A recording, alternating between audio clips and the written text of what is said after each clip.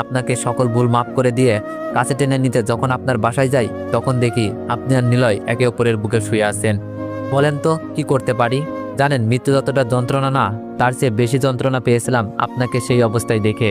তারপরেও কি বলতে চান আপনাকে বুকে টেনে নিব? জানেন, ভালোবাসার বিশ্বাসটা সবচেয়ে বড়। আপনি সে বিশ্বাস কাছের টুকরোর মতো ভেঙে গুড়িয়ে দিয়েছেন। আচ্ছা, নিঃস্বার্থভাবে ভালোবাসা কি পাপ নাকি অন্যায়? আপনাকে তো কোনো স্বার্থ ছাড়াই ভালোবেসেছিলাম। বিনিময়ে পেয়েছি দুঃখ, কষ্ট, লাঞ্ছনা। একটা মানুষের সাথে কতবার প্রতারণা করা যায়, কতবার বিশ্বাস ভাঙা যায় বলবেন?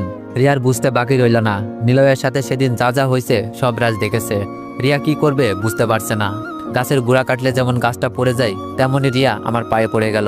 পা দুটো ঝাপটে ধরে বলতে লাগলো, রাজ, আমার মৃত মায়ের কসম, আমি তোমাকে ভালোবাসি, নিজের থেকেও বেশি ভালোবাসি। আমি তোমাকে কতটা ভালোবাসি সেটা হয়তো বোঝাতে পারবো না।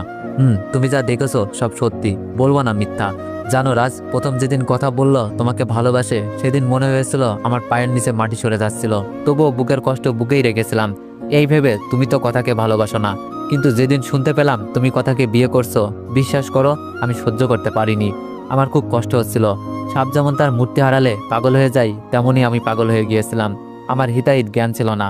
আমি যে কোনো মূল্যে তোমাকে আপন করে পেতে চেয়েছিলাম, আর সেই জন্য নিলয়ের পাতা ফাঁদে পা দিই। নিলয় বলেছিল তোমাকে মিথ্যা কথা বলে ডেকে নিয়ে গিয়ে ভিডিও বানাতে, আর সে ভিডিও কথা দেখলে বিয়ে ভেঙে যাবে আর তুমি হবে আমার। প্রথমে না করলেও